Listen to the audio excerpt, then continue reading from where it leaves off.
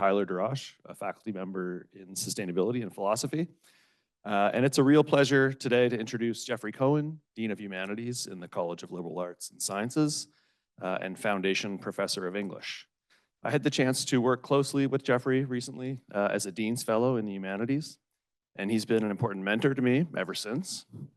He supported my efforts to launch ASU Farm, and I've always appreciated his thoughtful, steady encouragement and his belief in the collaboration across disciplines. Amid all of his scholarly achievements, I'm sure most people read the poster for today's event, and there are many such achievements. What stands out to me the most is Jeffrey's deeply humane approach to his work. He's a person who cares deeply about the big questions: how we live, how we imagine better futures, and how we stay accountable to each other and the planet. His research spans medieval literature, monster theory.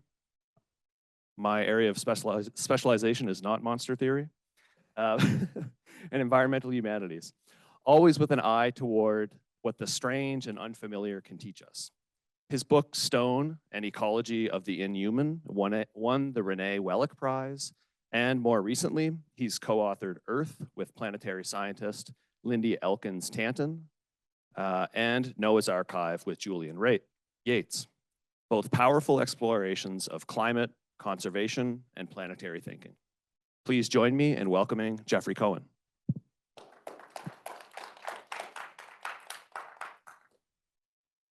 Thank you, Tyler. That means a lot. It really does, Tyler. I truly appreciate it.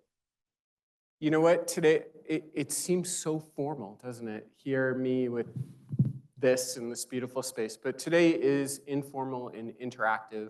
And I know it's getting recorded for Zoom and we have to be careful about recording, but I mean, careful to make sure that everyone can hear what we say. But I'm gonna show you some really beautiful images. This is an image-based presentation, and it invites you to interact with the images too, because the project itself came out of the fact that at a certain point in my life, I realized that I had accidentally created a database of about 300 images of Noah and his ark. And it was really just from having Evernote and clipping them on the web and thinking about them. And for me, a lot of my projects only arrive retrospectively. Like, it's all of a sudden I realized, oh, I'm interested in this. And for me, probably starting around 2014, 2015, and thinking about climate change, it was definitely around Noah and the ways in which we tell a version of that story that is very different from historically it's been told. So here's the Play School version, no, Playmobil version of Noah and his ark. It's one of two that you can buy till this day. I like this one. The Noah and his wife look like German farmers, and they're just herding their assorted animals in. There's a bigger version of this that comes with an electronic motor that you can put on the back so your kids can scoot it around the bathtub. But I love this one for its cheerfulness. And I think most of us who know the story of Noah and the ark or think about it, this is our first image, is the kind from a children's flip book or a children's toy like this, brightly pictured. All the different animals that would in nature be eating each other in harmony, going onto the ark in their 2x2, where Noah, usually it's just Noah and his wife, patiently getting them aboard. That's a very attenuated version of the story, and it's not the version that's been told mostly over history. I want to start with a couple of surprising places where the ark has sailed to historically, and then back up and retell the story a little bit. So at the moment when the Bible was being taken really in a way for the first time as serious literal history, just to say during the Protestant Reformation, John Wilkins was one of many authors who tried to come up with a way to actually build a Noah's Ark and populate it with animals in a way that they'd be able to survive the many days and nights that they had to aboard the ark, something like 4 or 5 months that they would have had to be in there.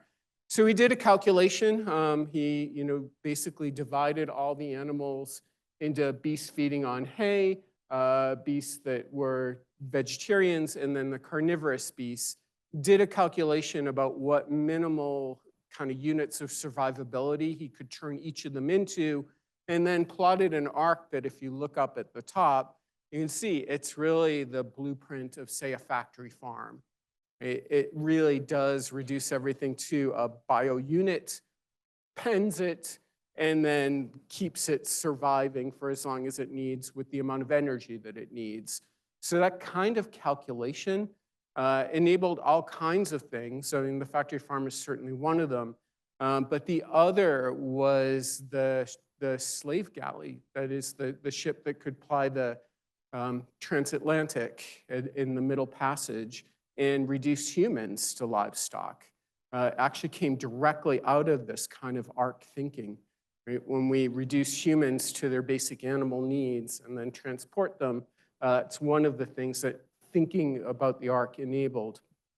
Here's another one, the imagination that communities can enarc themselves, that is put up a wall or put up a barrier, close themselves off from the world, and imagine that they're a container in which those on the inside survive and need nothing from the outside. That kind of arc thinking is actually inherited from thinking along with Noah and his companions, and we'll see some more examples of that in a little bit. And, you know, it's obviously a kind of thinking to which humans are very prone, and we see a lot of it going on. Other versions would be, you know, even surviving during a time of COVID, when we could imagine each house to be its own tiny ark and the door shut and contained against the world. It never works, and it always has catastrophic consequences to it. And it's thinking through who's on the other side of the door when it closes, I think that the vitality of the Noah story really resides in.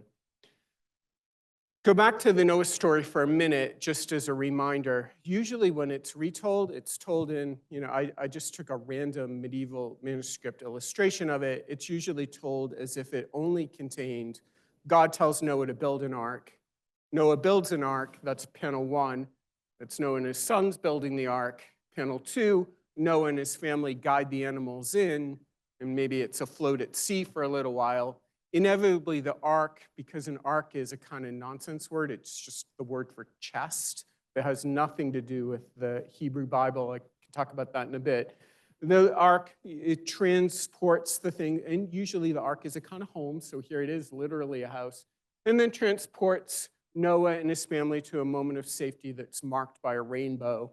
I like this one because as Noah offers the sacrifice to God to thank him for preserving his family, the rainbow above them forms almost a kind of bubble in which they continue to be preserved, as if, you know, moving out of the ark is just moving into a different kind of bubble that the rainbow curves around.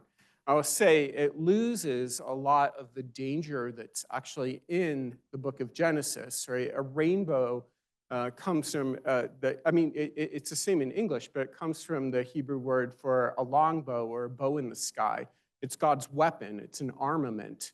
It's not like a trippy emoji. It's not peace. It's not happiness. It's a martial implement that God puts into the sky to remind himself to never destroy humans again, and turns toward himself rather than towards humans.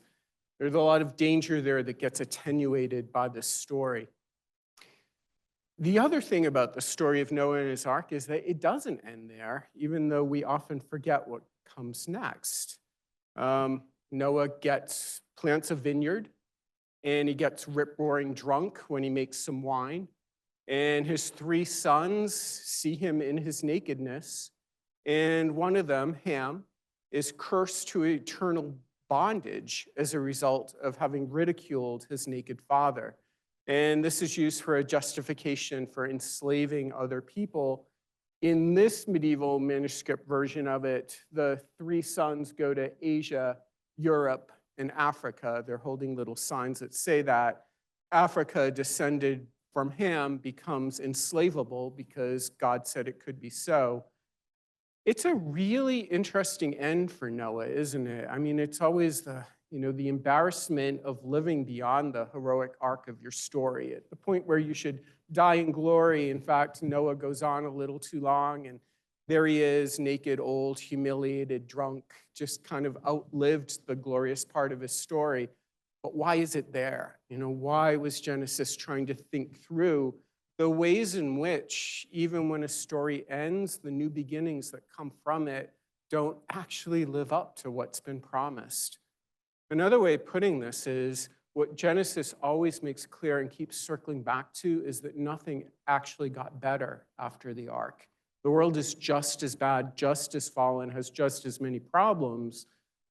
God comes to a realization in it that purging the world again in that kind of catastrophe is not a good idea, that there's something about humans he's learned, but humans don't seem to have learned very much at all.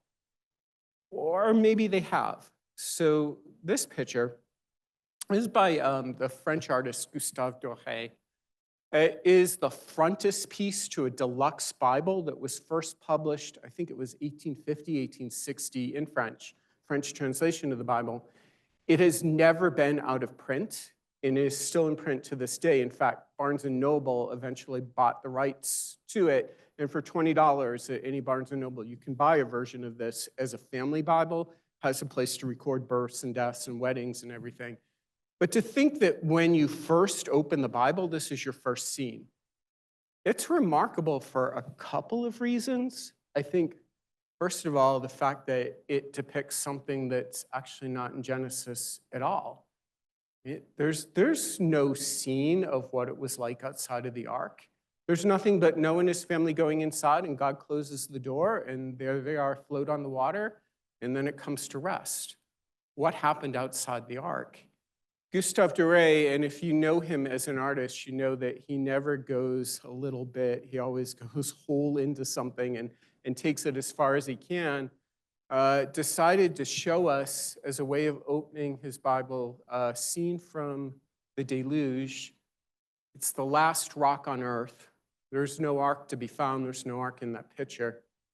Can anyone take a guess? He gives it without context. What's going on here? What is the point, do you think, that the artist wanted us to think about when we look at this picture? Or I could even ask this more simply, what do you notice about it?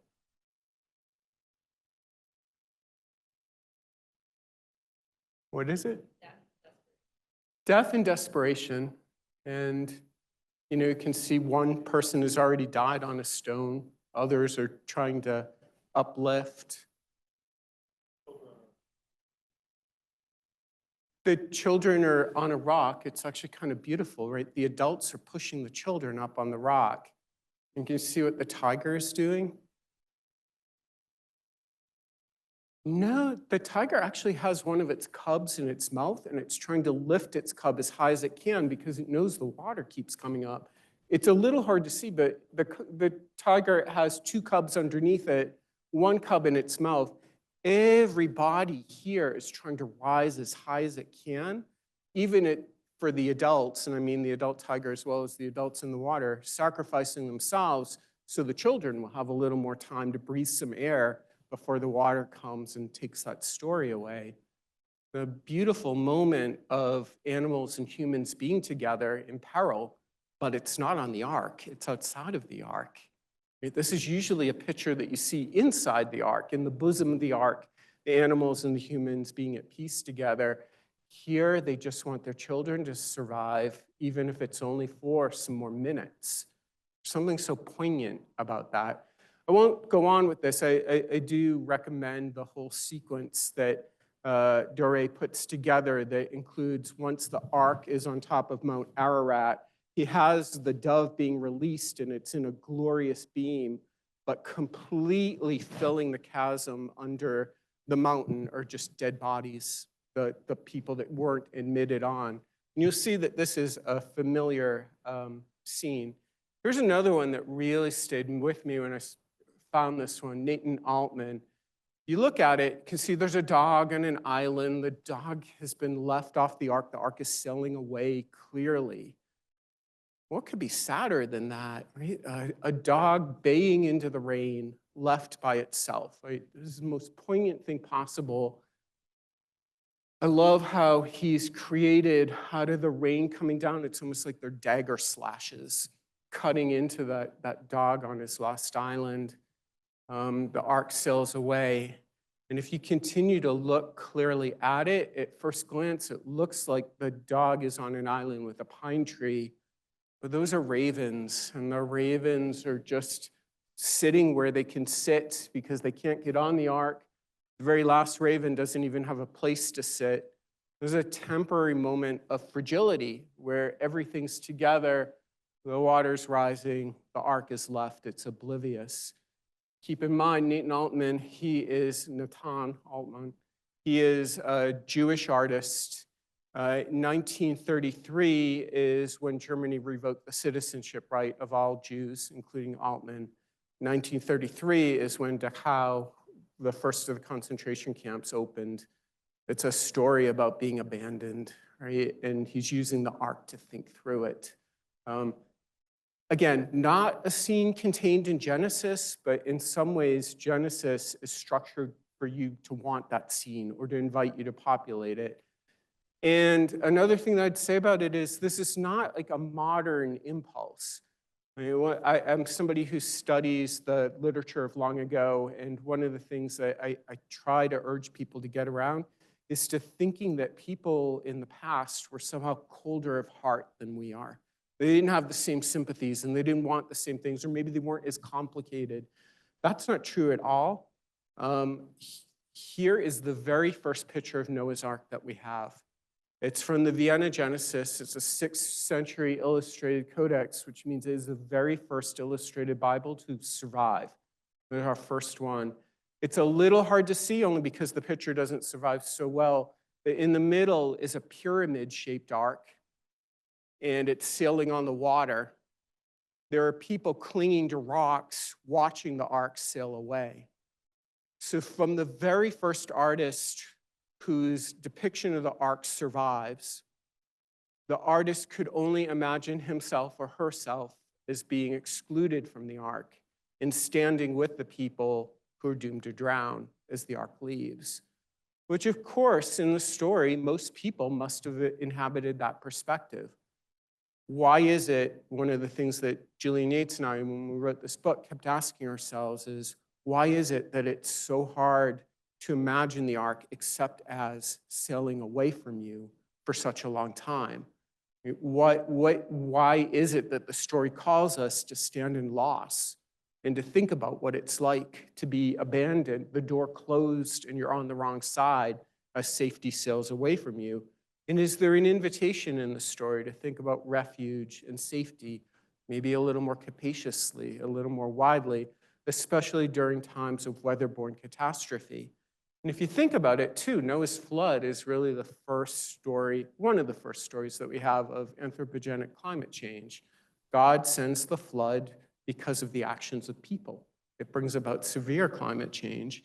And we have a long historical archive of people thinking about what it's like to live at the end of climate change. I'm just going to show you a couple more images from the collection. I won't spend a lot of time in them.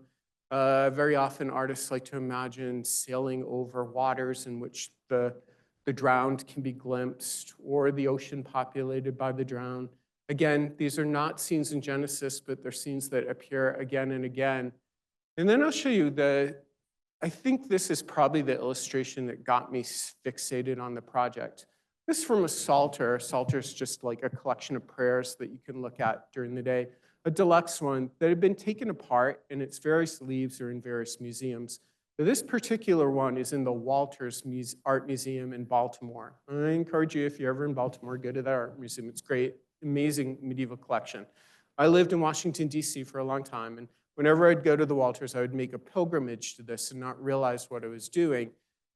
It's because this depiction of the flood is so different from any other that I'd seen. You can see it's completely deluxe, and that gold is true gold leaf. Somebody spent a lot of money on it and a lot of effort.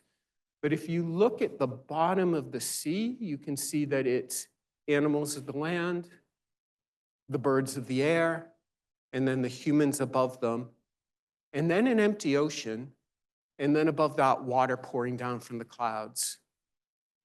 So it's an ocean of death with no ark.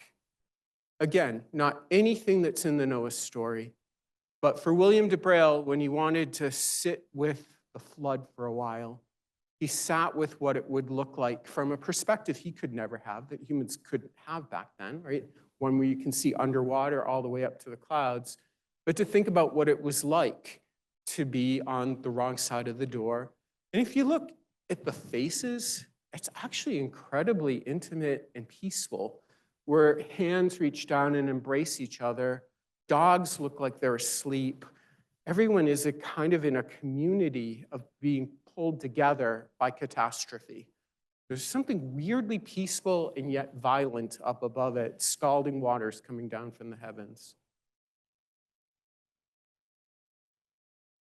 Here's another illustration from that same Psalter.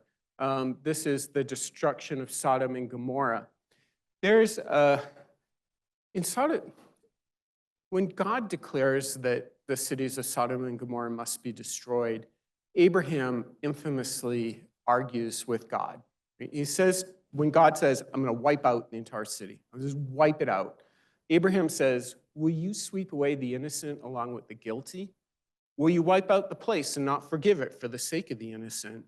Far be it from you to do such a thing, to bring death upon the innocent as well as the guilty, so that innocent and guilty fare alike. Far be it from you. Shall not the judge of all the earth deal justly? A bold move, urging God to be a better God, right? But that is the pose of Abraham. Abraham says, if you are the God of justice, here's how justice works.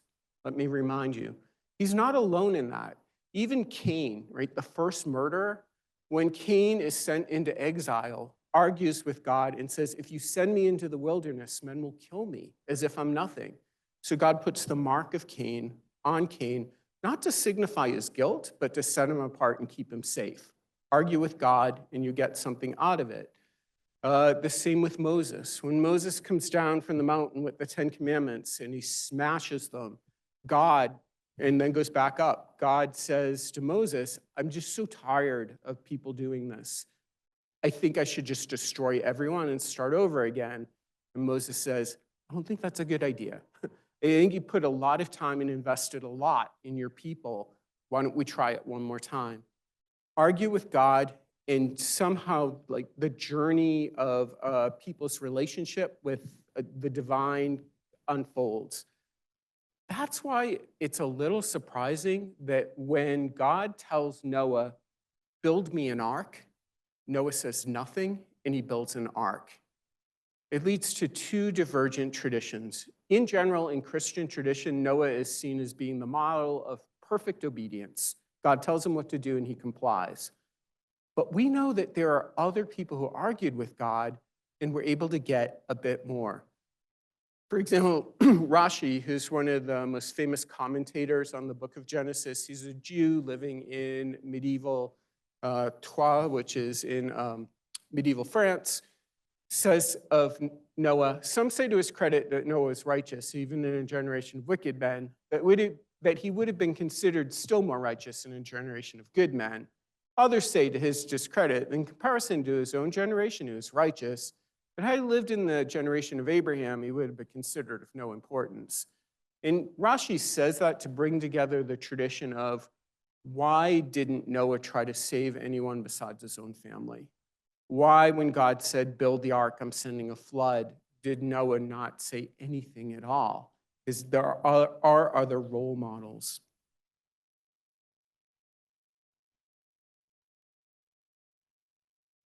Let me see if I can, yeah. I'll just show you very briefly, having made a point about how much the story invites from its readers and its viewers and artists and commentators, I always think of Genesis as the book of Genesis is an anthology of beginnings that keep beginning again, right? It keeps inviting you in to try new things. Artists throughout the century have responded to the Noah's Ark story by stockpiling it with their favorite things. This is one of my favorite versions of Noah's Ark. If you look, it has a flip-top lid, and Noah is letting the dove go at the very top. And then you can see over to the side the dove in the olive branch. First floor of the ark is Noah and his family, safe inside. Next floor down, if you look over to the left-hand side, that's the kitchen with a pot going. Birds are always on the top. You keep going down, you see the beasts. Keep going down, weirdly on the basement level, weird apocalyptic monsters, demons, things that you wouldn't expect to be on the ark. They've been saved too. The lower right-hand square, the very bottom one with the two black circles, has anyone been in a castle and know what that is? It's the restroom, very politely said. The toilets, right? So, I think the number one issue of thinking through the ark as an actual system, if you were to build it, is like, what do you do with all the manure? What do you do with all the waste? Like, what kind of system do you put into place to actually make it work? And I love that there are latrines here at the bottom, kitchen at the top. Like, somebody was thinking this through as a total system. Then the one other thing I'll say too is for almost any medieval artist, it was obligatory to have bodies floating in dance outside of your ark. And then the raven, right? Remember the raven precedes the dove and doesn't come back, feasting on a corpse, because the raven, for the raven to be out in the flood and to be out in the bodies, that's a kind of paradise. It's all the food the raven could ever want. Why would it go back to the ark? The dove is always the obedient one that comes back. Here's another similar one. This one is an artist trying to grapple with the fact that the world is just as evil after the flood as it was before. He tells a story of the devil convincing Mrs. Noah to smuggle him aboard. And then the devil, at the last minute, when the water's starting to recede, he has a little drill with him. He drills a hole and he sneaks out the bottom of the ark. And he brings a snake with him and pulls the snake behind him so the snake plugs up the ark, because he doesn't want to destroy people. People are his favorite playthings. He likes to keep evil going in the world. But it's a great little story of escape.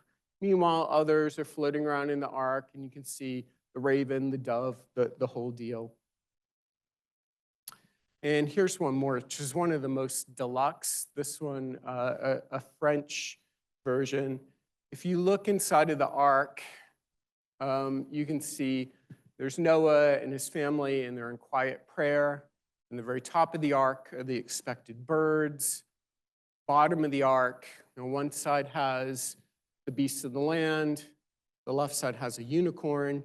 It's really interesting what gets smuggled on the ark. The number one animal smuggled aboard is the unicorn, but always just one. So there's just one right there.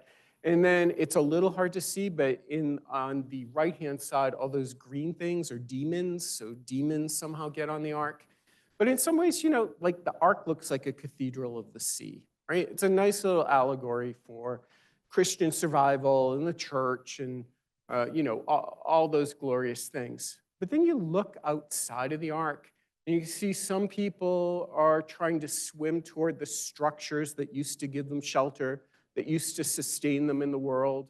There's a church, there's a castle, every institution being overwhelmed. There are the people who are alive, there are the corpses that are already floating. There are the trees that still seem partly alive, trees reduced to kind of like tree-like cadavers. Birds flying around indifferently, some animals swimming, some animals dead. I think everything in this picture changes when you look at the ark and then look up and to the left. Can anyone identify what that is floating, that structure floating to the left top of the ark? By the unicorn. What does that look like? Not quite a table, because it actually has an opening bottom to it. It's a crib. It's a crib or a cradle. And I think the minute you notice that it's a crib or a cradle and it has no occupant, you can't not immediately fill it with a heartrending story, right? So yes, you could make the argument that everyone deserved to drown, that God was punishing people who were sinful and sin was equally shared and it's wiping out of original sin. I think the artist wants you to linger with the price that everyone pays. And by putting an empty cradle there, he can do two things at once, right? Because he's a good Christian. You could say he's motioning toward a manger and it's Jesus and all of that. That's only one. An allegory always has two stories. The other story is there is a baby that drowned. And the artist wants you to think, did everyone outside of the ark deserve the fate to which they were resigned? Or was it resigning people to their fate that caused the problems of the ark?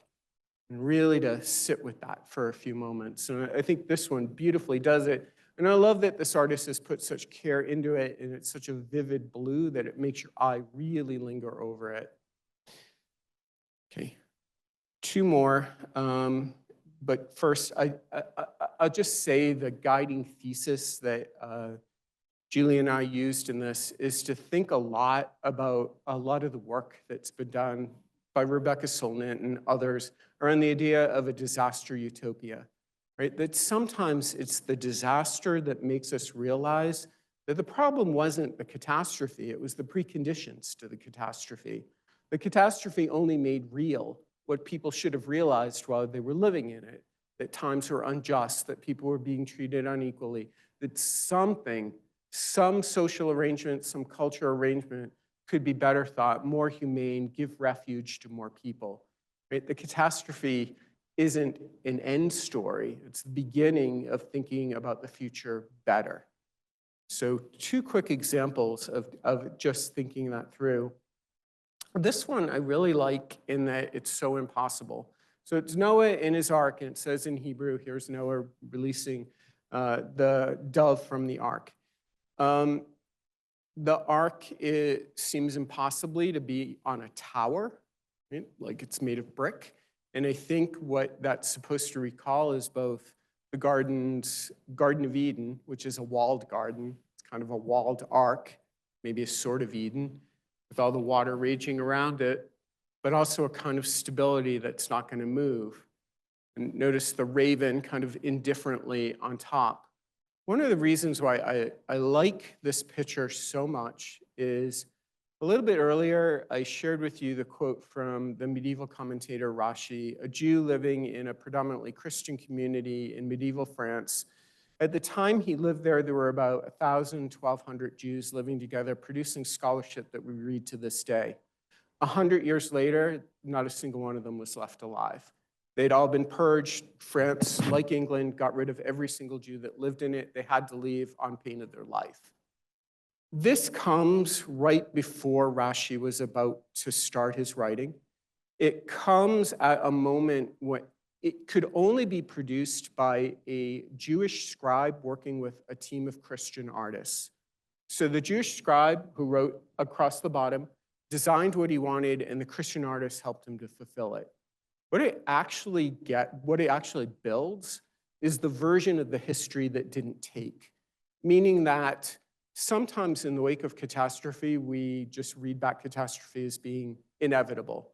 The genocide of the Jews in medieval France had to happen. It was building for a long time.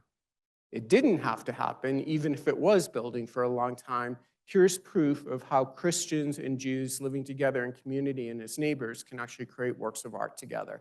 That would have been the alternative future, the one that was not chosen, right? Preservation around creation. Preservation around creating communities that evoke a kind of Eden, but doing it through cross-cultural collaboration, co-inhabitation, really widening what you think of as refuge and safety, allowing more people into your community. Now, as it turned out, France went the other way and decided fewer people is better, locking people out is better, purging communities is better, but it didn't have to be that way. One final image, only because I can't help but to share it, because ever since I saw it as a kid, it stays with me. This is the giant Og riding a giant unicorn. Og of Bashan is one of the giants that survives the flood. It's never explained how giants could survive the flood. In the early 20th century, Gertrude Landa wrote a book of Jewish fairy tales, some of which she probably just made up, but she wanted to show us how the giants survived the flood. So in this one, Og comes riding up on his unicorn. You can see Noah is at the top of the flood arguing with Og, and Og is just thinking it's the funniest thing ever that Noah thinks that he's going to get his way. But really, all Og wants from Noah is to be admitted to the ark. He's like, we have two choices here. One, my unicorn and I are going to keep you tied up, and when the flood comes over us, you're going down with us. The other is that you can admit the unicorn and I into the ark, and you can imagine that the ark gives more welcome than it was designed to give. And you can do that, and you can open up a future that you didn't expect, but it's going to allow more things to happen. And I love this as a moment in a children's book that's so very different from the story of Noah and his ark that we too often tell, where we don't dwell with the outsider, with the uninvited guest, with the possibility of something else being contained, when we circumscribe refuge far too much in advance and just think that its limited parameters are the only parameters, when conservation becomes selection into a tiny self-enclosed world that doesn't have to be that way and is going to be porous no matter how much we want to close those doors. So that's the arc of the story that I've been telling about the ark. I've been trying to just stay with the images, think about more possibilities, and I think ultimately try to think about the ways in which, here we are gathered in this school of sustainability, the ways in which sustainability and thinking about an ecologically just future can be enabled just as much by turning to things that we used to know and worked hard to forget and bringing them back, as it does with inventing new knowledge and creating new things. So thanks. I'd be very happy to, if you have any questions or comments on that, but that's the part I prepared. Thank you.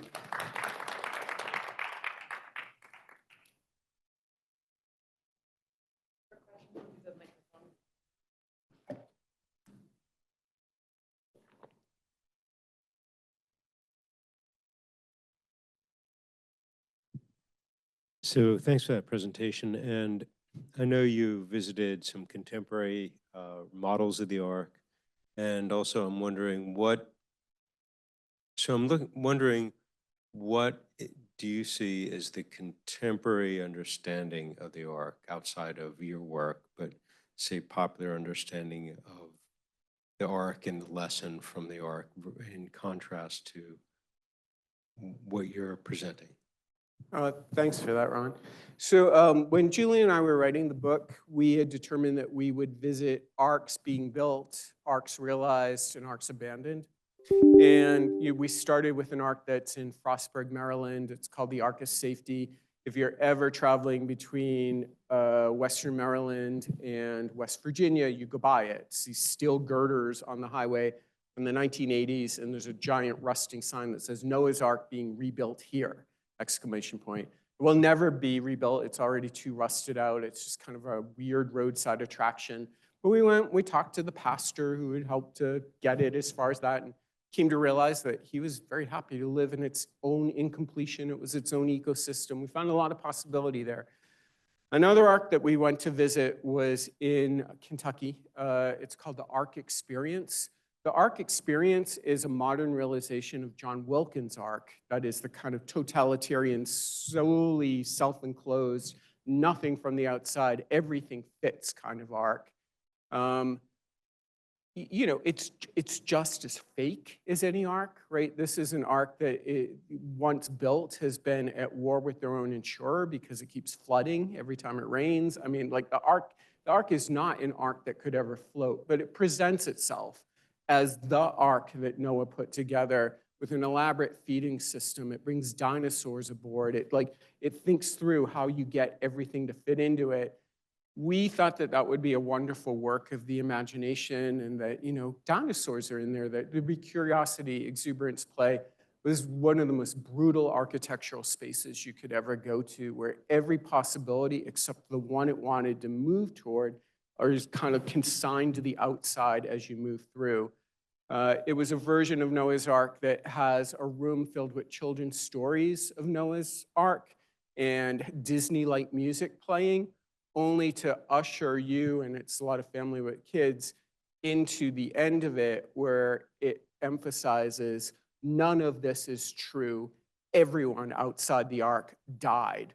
And there's just the wailing of kids as they're like, but, you know, it plays emotionally with you again and again. It seemed to me like the most fascistic totality of an Ark that you could ever come up with. An incredibly homophobic place as well.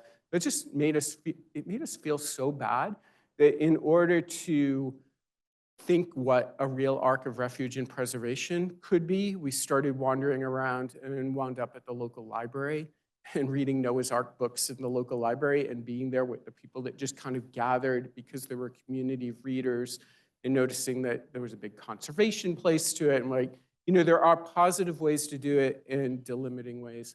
One other thing I'll say quickly is that I think 3 of the arcs that are worth seeing are here in Arizona.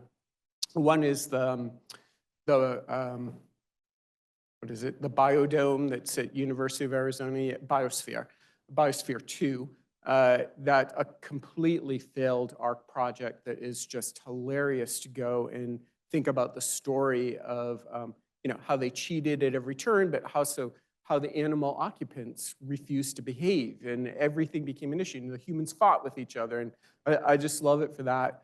Arcosanti, and the Arcosanti is a beautiful unrealized arc. It's a really utopian space. And you know, if it never gets completed, it still offers possibility. The unspoken arc that we didn't talk about in the book that kind of haunts it is because we think deserts want arcs, and arcs are how we create utopias. ASU, I mean, I think there's something arc-like here in a very, mostly very positive way. And I don't think it's a coincidence in the least that there's a College of Global Futures here and that it has to do with all of these things that we're talking about. So that's where we had to stop because of COVID, but we did try to go to real ethnographic places and try to understand why people keep trying to realize the arc, ways in which it can go wrong, but also better stories that we can tell about arcs. Yeah, thanks for that question, Ron. Anything else? Yeah, but just for the recording.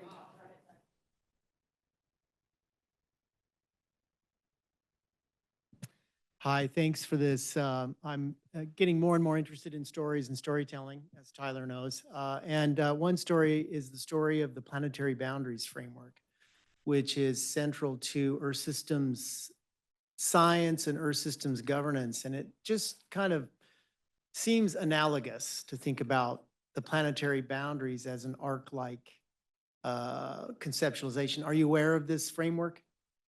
So tell me a little bit more about it. So a large research team headed by Johan Rockström at the Potsdam Institute of Climate Impact Research identified 9 boundaries for the planet that we can't cross. Aerosols, climate change, water, food, these sorts of things. And it is represented as a target, a 9-sided target that we have to stay within. And I'm just curious, I've become much more interested in imagined orders, shared imaginaries, intersubjective realities that structure the way human societies can operate. And I'm thinking, well, when the last arc is the whole planet, what's the story? Yeah. That's a great way to frame it. Another way to frame it too is if those planetary boundaries are, 9 embedded, break each and you're in more danger, break the last one, and it is true, we'll have an Earth that's devoid of humans, most likely, but we won't have an Earth that's devoid of life. Life is going to go on under different forms, just that we will not have saved ourselves. But one of the things that we learned again and again in thinking about the Ark stories is just the number of stowaways and the kinds of life that you might not even want on your Ark that's always going to wind up inside of it, defeating everything that you're trying to do. Kim Stanley Robinson has a great book. So every spaceship is an arc, right? That's another thing that comes out of John Wilkins' thing. Any intergenerational spaceship is an arc. He's got a book called Aurora about what it's like to live on a spaceship that gets launched and doesn't quite go right. Of course, everything goes wrong in part because of life forms that got on board that weren't supposed to be there. And humans like to think that they have the ultimate power of survival and conservation. They really do for themselves, but they don't have it for the rest of the life that they find themselves on board the Ark with. So I guess this is a long way of saying is, it depends on who you identify as your companions. Yeah.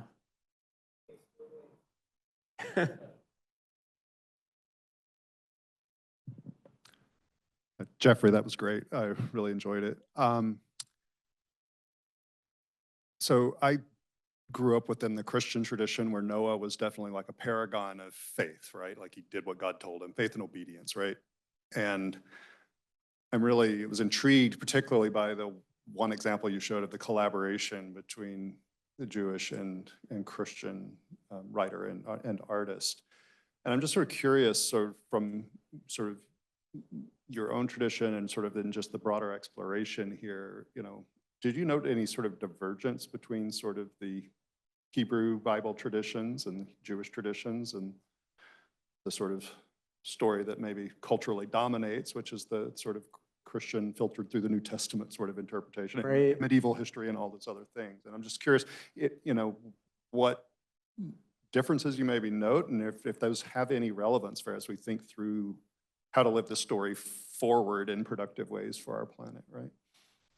That's a great question. One of the things that we did notice in writing the book is at every turn, because I'm a medievalist, my writing companion is an early modernist, so we're working in predominantly Christian cultures, is how much these Christian cultures learn from Jewish tradition without realizing where they got it from. So even the William de Braille's piece I showed you with all the different layers of the dead under the water, at the very top, you see the water pouring down out of the clouds, and that water is scalding hot so that everything in it gets cooked. That comes directly out of Jewish tradition. There's no Christian analog for it. And really what William betrays is that he's been in conversation or has been in conversation with people that have been in conversation with Jewish thinkers about Genesis. And you can see again and again that kind of, here's what I learned, here's what I'm thinking through. I'd say even, it is only fairly recently that Noah is 100%, only fairly recently that Noah is 100% a kind of paragon of obedience. But no, there's always a counter tradition, even within Christianity, of hesitating with Noah. Or, finding that Noah is just could have done more. Here's one other story that sticks with me, totally from Christian tradition, but made up by somebody who wanted stowaways, since we're talking about it. Noah is, I think, the grandson of Methuselah, who's the oldest living human being. And Methuselah, in this story from a Spanish source, early modern, Methuselah realizes that Noah is building the ark and it doesn't have a room for him. He's like, I'm the oldest living guy, and he's gonna cut my life off by making me drown. So he figures out a way to have a secret compartment on the outside of the ark where he lives. He brings in food, he's gonna do it, he's gonna survive. And as soon as the ark beaches, Methuselah comes out and he's like, thank God I made it. I'm still the oldest guy going, steps foot on the ground and immediately disintegrates.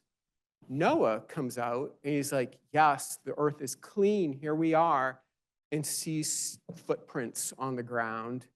And it's like, what? It's like a Robinson Crusoe moment. There's someone on my island with me. He never finds out that it was his own grandfather that he didn't put aboard the ark, and he has to freak out thinking that maybe the earth wasn't cleaned. So for this writer who's just adding his own stowaway to think with a faith tradition that matters a lot to him, he's a very Christian person, he just wants to think, are there ways of providing refuge, watching out for people? Are there more complexities in the world than we're told that, that the world holds?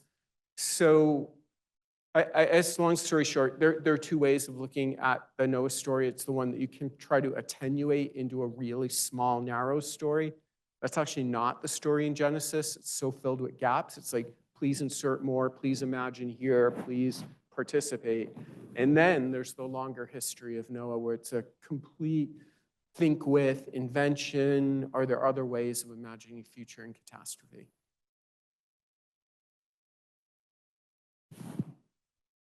Familiar with these stories, and so I don't know if this is something that people have heard before, but that was the first time I ever heard someone say that God was fallible or saw God himself as fallible or someone question God. So it makes me wonder about like metaphors or analogies for questioning leadership or like speaking back or speaking truth to power, things like that. It's Yeah. also the first time I considered that people would be angry at Noah for keeping them out and not God for bringing this fate. Can you just help me understand both of those things? Like, were people angry at Noah or were people questioning God in these stories? And then is there a modern day connection like with climate change, but for leadership and power? That's a great question. So first I would want to say that it's not so much that in the Jewish tradition I was citing that God is fallible. It's more that God loves the humans that he created and he's still learning about them. So what he learns from trying to wipe them out is that it doesn't, even if you wipe out all humans, you haven't, or almost all of them, it's not like you made anything better. What you did, what God learns is that there's he calls it an evil impulse in humans. And that's actually part of what makes humans human. And that's got to be acknowledged. Like there's no survival without realizing that everybody has in them the evil impulse. Where is that going to bring? So it's more like a sense of fullness of these people are complicated and a relationship that develops as a result of that is the way I would put it. And, you know, in a way that is a kind of leadership, you know, two-way conversation that goes on. The other part was people being angry at Noah. There is an incredibly long history of people being incredibly angry at Noah. It mostly gets embodied in Noah's wife.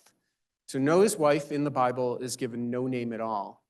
Outside of the Bible, one of my favorite obscure academic articles I found on this subject is outside of the Bible, she's been given more than 101 names that have been cataloged. Because people always want to tell her story. What was it like for her? What is it like to just be Noah's wife without even a name, right?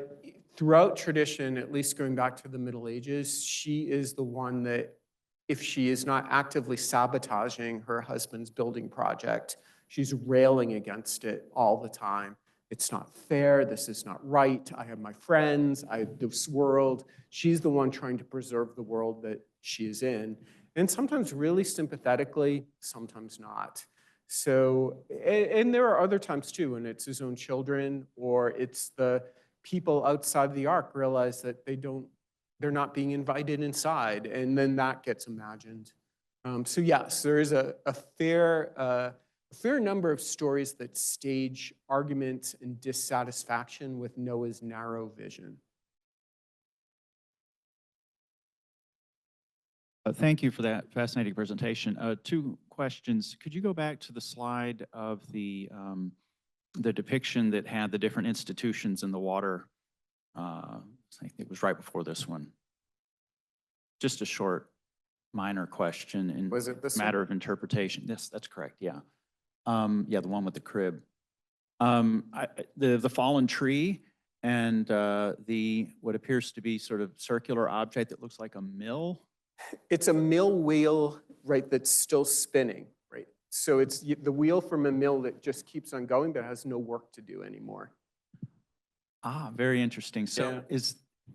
what is the topic of that commentary? Is it commerce, industry, technology, or just general work? I think what the artist is trying to depict is the ways in which all of the things that give human life meaning and anchor them are now being erased. It's what really, like every structure of relationship and meaning between human beings that make life fulfilling and satisfying are now disappearing as the water goes up, and all we're going to be left with is the cathedral ark by the end of it. Of course, the waters will go down and all these things will get rebuilt and repopulated. But I think for this artist, it's lingering for a few moments in what's been lost. And it like any medieval picture, it's simultaneously an allegory and a history. That's real and it's more than real at the same time. Right. So you couldn't quite map it into this means that, this means that. Yeah. Sure.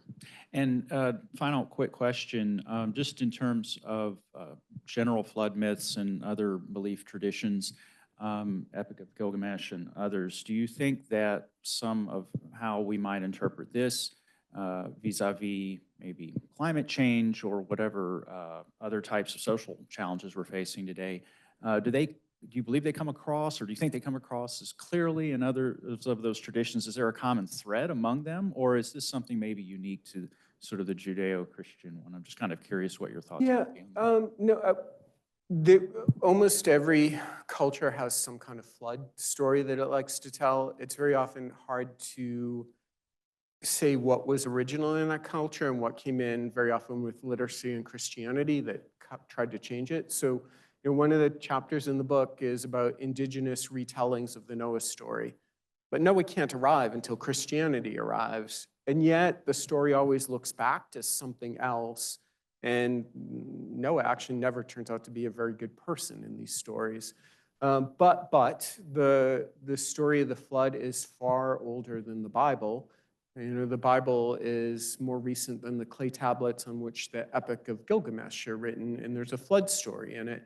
And that one is similar in many ways. The gods are tired of all the noise humans are making and decide it'll be quieter to do a reset, flood the world, make it quiet. When the creator of the Arkive, though, because the information leaks and he's building his ark, he tries to bring aboard as many people as he can. So anyone who helped to build it is welcome aboard. It's really survival of all those willing to try to survive. That's a different alternative. It would have been known to the people that are thinking and writing about the Bible. And then there are versions that come later. So Greek myth has the story of Deucalion Paris. That is because the Greeks got to know the Jews and they wanted a similar flood story. So they took it and they launched a new version. And that kind of is the history of it. It's always conversations about cultures trying to determine what are their values, what are their possibilities. Whenever you think origin, you want to try to think the future. So where are we headed towards?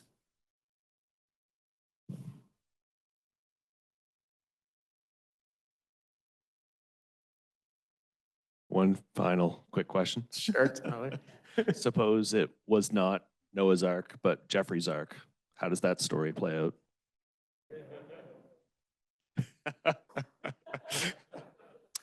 It would be called ASU Farm. It would happen here. There'd be lots of animals. No, so so Tyler, you actually hit at a question that is like, it's at the root of all the things I do, right? I think I try to impersonate an incredibly erudite person who knows languages and knows medieval, but you know what?